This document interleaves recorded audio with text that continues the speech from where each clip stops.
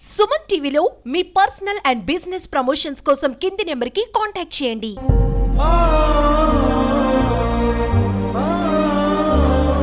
నిన్న చిత్తూరు వద్ద జరిగినటువంటి ఘోర రోడ్డు ప్రమాదంలో ఒక మహిళ మృతి చెందింది. ఆ మహిళకి సంబంధించినటువంటి పోస్ట్ మార్టం జరుగుతోంది. వాళ్ళకి సంబంధించినటువంటి కుటుంబ సభ్యులు ఉన్నారు. నిజంగా పూర్తిగా కన్నీరు మిన్నూరుగా విలపిస్తున్నారు. ఇప్పటికే ప్రభుత్వం తరపు నుంచి వాళ్ళకి ఎక్స్‌గ్రేషియా కూడా అందినట్టయితే తెలుస్తుంది. అయితే తమ అమ్మ ఇక లేదనేటువంటి విషయాన్ని తెలుసుకొని వాళ్ళు గుండెలు పగిలేలా ఏడుస్తున్నారు. ప్రస్తుతం వాళ్ళు మనతో ఉన్నారు. ఏం పేరు సార్? కుల్సుంబి ఏమవుతారు మీకు? మా అమ్మ ఎక్కడి నుంచి ఎక్కడికి వెళ్తున్నారు? బంగారపల్లెం ఇంకా బెంగళూరు పోతా ఉండేది. ఏం పని చేస్తుంది ఆమె? ఏం పని చేయలేదు మా అమ్మ.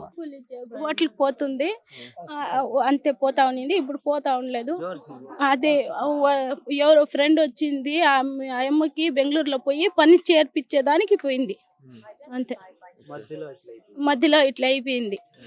అంటే మీకు ఎప్పుడు ఫోన్ వచ్చింది? ఏం జరిగిందని? రాలేదు. మేము మా అమ్మకి ఫోన్ చేసినాము, మా అమ్మ ఫోన్ ఎత్తలేదు. అందుకని మేమే ఎతికిలాడుకొని అమ్మ ఫోన్ ఎత్తలేదు, ఇట్లా యాక్సిడెంట్ అయింది అని చెప్పిండారు కదా, పదండి ఎతుకుదామని ఈ చిన్నోడు వీళ్ళ ఫ్రెండ్ పొలం నరుకుపోయినారు. మేమంతా మా అక్క మా బావ అంతా ఈడు చిత్తూరు ఆసుపత్రికి వచ్చిండారు. వాళ్ళు వచ్చేదాకానే వీళ్ళు చెప్పారు, ఇట్లా అమ్మ అయిపోయింది, ఇట్లా చచ్చిపోయింది అని చెప్పింది. ఎంతమంది పిల్లలమ్మా? 7 మంది. నా లాడి బిడ్డలు ముగ్గురు మగ బిడ్డలు. పెళ్లిళ్ళు అయిపోయాయి. ఒక బాబు ఉన్నాడు. బెంగళూరులో ముందు పనిచేసేదా ఆమె? మాది మేము చిన్నప్పుడు అంతా బెంగళూరులోనే ఉన్నింది. మేము మా అబ్బ అంతా ఏమేముకుంటా అంటే మేము చిన్నప్పుడు ఉన్నప్పుడు మా అబ్బ బెంగళూరు తోడుకొని వెళ్ళిపోయినాడు. మా అబ్బ చచ్చిపోయినాక వీళ్ళు అత్తల ఇంటికి ఊరికి వెళ్ళిపోయినారు. వాళ్ళ అత్తరి ఇంటికి వెళ్ళిపోయినారు. మా అమ్మ నా తమ్ముడు నా దగ్గర ఉన్నారు.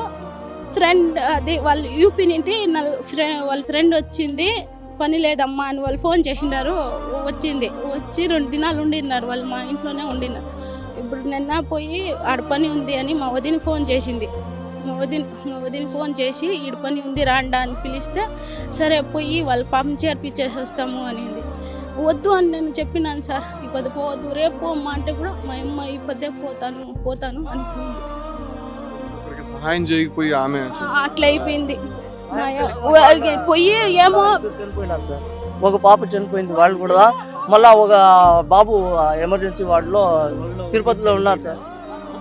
ఊళ్ళో ఉండేసి చనిపోయినారు. మా అమ్మ వల్ల ఉండిందంట పాప. ఆ పాప చచ్చిపోయింది. వాళ్ళు వాళ్ళ అమ్మ బాబు ఒక పాప చిన్నోడు 2 సంవత్సరాలు. వాళ్ళు తిరుపతిలో పాప బాడీ ఈడే ఉంది, రేపు వచ్చి ఎత్తుకోపోతామని వస్తామని అన్నారు. వాళ్ళు మేమే వస్తాము అని చెప్పినాము. రేపు వచ్చి తీసుకుపోతామని సార్ వాళ్ళు చెప్పినాము. మీరు మీ అమ్మ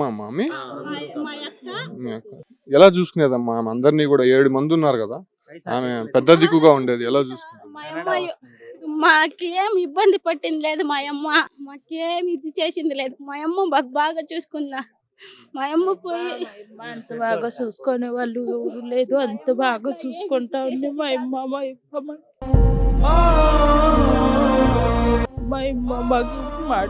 మాటలు చెప్పేవాళ్ళు కాదు. మంచి మా అమ్మ వాడిని పోస్ట్మార్టం చేసి ఇస్తాము అని ఇది అదే సార్ పోలీస్ సార్ వచ్చిన్నారు, డబ్బులు ఇస్తా ఉన్నారమ్మా. మీ అమ్మ చచ్చిపోయిన దానికి డబ్బులు కలెక్టర్ గారు డబ్బులు ఇస్తా ఉన్నారు. ఏమో ఎత్తుకోపోయిందా, మేము కూడా ఏం చేయాలా, ఇది చేసుకున్నామా సారీ ఏం చేసేది. ఇప్పటికే సీఎం కూడా ప్రకటించారు 5 లక్షలు ఒక్కొక్కరికి ఇస్తామని కూడా ప్రకటించారు. అది మీకు ఇస్తారు, మీకు చేరుతుంది, భయపడద్దండి.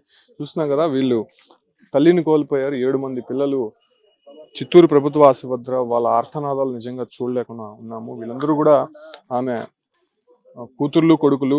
అంటే ఇంకొకరు యూపీ నుంచి వచ్చారు. యూపీ నుంచి వచ్చినటువంటి వారికి పని కల్పించడానికి, ఆమె సహాయం చేయడానికి వెళ్తుండగా ఈ ప్రమాదం జరిగింది. ప్రమాదంలో ఆమె స్పాట్లో చనిపోయింది. కాకపోతే ఇన్ఫర్మేషన్ లేదు. మేము యాక్సిడెంట్ జరిగిందని చెప్పి నేరుగా అక్కడికి వెళ్ళి చూస్తే మా అమ్మ చనిపోయి ఉందని చెప్పి కూడా వాళ్ళు చెప్తున్నారు. నిజంగా వాళ్ళు చిత్తూరు ప్రభుత్వ ఆసుపత్రి వద్ద ఘోరంగా ఇక్కడ ఉన్నటువంటి అక్కడ చనిపోయినటువంటి వారిని చూసి నిజంగా ఆర్తనాదాలు వినిపిస్తున్నారు. తమ అమ్మ ఇంకా మళ్ళీ తిరిగి రాదని చెప్పి వాళ్ళు తీవ్ర మనోవేదనకు గురవుతున్నారు. ఇప్పటికే పోస్ట్ మార్టం పూర్తయినటువంటి నేపథ్యంలోనే బాడీస్ అందరూ కూడా ఇప్పుడు వీళ్ళకి హ్యాండ్ ఓవర్ చేసే ప్రయత్నం అయితే ఇక్కడ చిత్తూరు ప్రభుత్వ ఆసుపత్రి వైద్యులు చేస్తున్నారు.